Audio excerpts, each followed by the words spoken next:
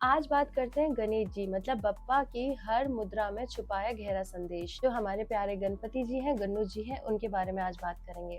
पहले जानते हैं बाईं और सूंड वाले गणेश जी को वाममुखी या वक्रतुंड गणेश कहा जाता है।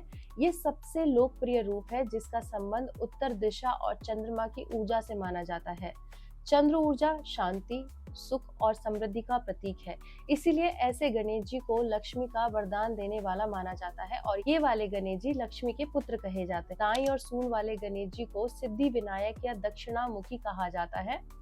इस रूप में गणेश जी की सूंड दाईं ओर मुड़ी होती है।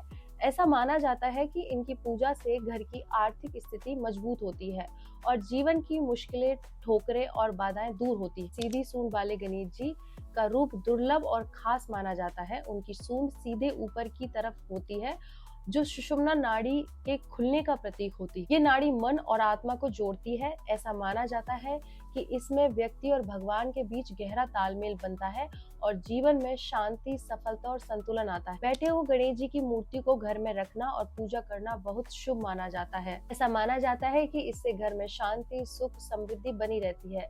बैठे गणेश जी घर के वातावरण को सकारात्मक ऊर्जा से भरते हैं और परिवार की हर मनोकामना पूरी करने में मदद करते हैं। छठे, लेटी हुई मुद्रा में गणपति जी को भी खास माना जाता है।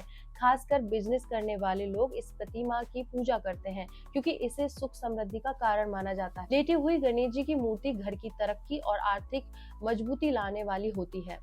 नृत्य मुद्रा वाले गणपति, कला या संगीत में रुचि रखने वालों के लिए नृत्य मुद्रा में बैठे गणपति जी की स्थापना बहुत ही लाभकारी होती है।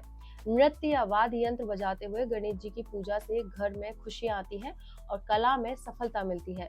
ये मूर्ति ऊर्जा और आनंद का प्रतीक है। 8वां और खास मूर्ति है चूहे पर गणपति जी की, जिन्हें गणराज भी कहा जाता है। ये मूर्ति हिम्मत और साहस की प्रतीक होती है। ऐसा माना जाता है कि इस मूर्ति की पूजा से जीवन में जिम्मेदारी निभाने की ताकत मिलती है और मुश्किलें आसान हो जाती है।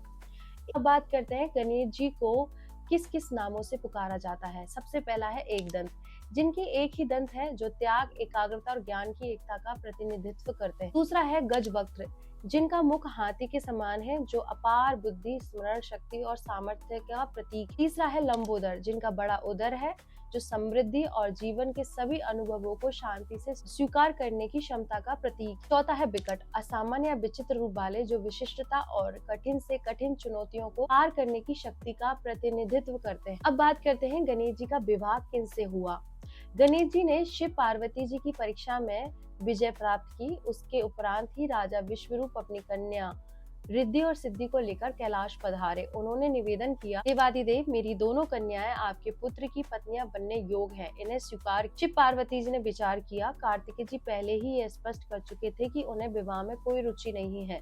उन्होंने कहा था, मेरा मार्ग केवल धर्म और शिव भक्ति के प्रसार है, विवाह का नहीं। इसी कारण राजा विश्वरूप की पुत्रियां रिद्धि और सिद्धि का विवाह श्री गणेश जी से ही संपन्न हुआ।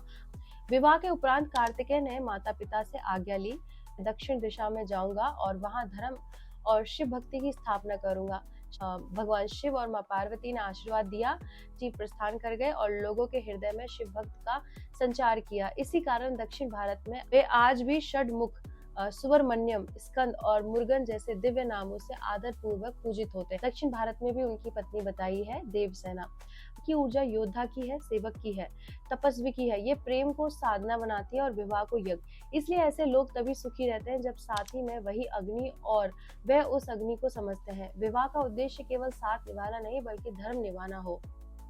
दोनों मिलकर सेवा, साधना, सत्य के मार्ग पर चले। इसी कारण से मांगलिक के लिए मांगलिक जीवन साथी ढूंढने की सलाह दी जाती है। भगवान स्कंद, हनुमान जी और ज्योतिष में मंगल ग्रह सभी एक ही ऊर्जा के प्रतीक है। मंगल जहाँ भी प्रभाव डालते हैं वह व्यक्ति को सामान्य ग्रस्त जीवन से ऊपर उठाकर किसी अधूरे संकल्प, ऋषि संस्कार या धर्म युद्ध जैसे विशेष कर्म की ओर प्रेरित करते हैं। इस अग्नि को पूर्ण किए बिना जीवन में बाधाएं आती है, विशेषकर दाम्पत्य में, क्योंकि विवाह की सीमाएं उस संकल्प की पूर्ति को कठिन बना देती है। शास्त्र में मांगलिक योग को अक्सर लोग गलत समझ बैठते हैं। कहते हैं मांगलिक की शादी में बाधा आती है, दाम्पत्य जीवन ठीक नहीं रहता। लेकिन सच्चाई ये है कि मांगलिक व्यक्ति के भीतर एक ऐसी ऊर्जा होती है जो सामान्य सांसारिक बंधनों को स्वीकार नहीं करती जब तक वह विवाह भी किसी ऊंचे उद्देश्य से जुड़ा न हो। गणेश जी बुद्धि की शुद्धि का ज्ञान प्रदान करते हैं, इसलिए उन्होंने कुंडली का दिव्य ज्ञान स्वयं नारद जी को सुनाया था। जन्म कुंडली को गहराई से समझना चाहते हैं तो हस्तलिखित कुंडली के माध्यम से अपने जीवन की दिशा और प्रगति का सही मार्ग जान सकते हैं। बोलिए गणपति बप्पा मोरया। ओम नमः पार्वती पते, हर हर महादेव, शिव शंभो, राधे राधे।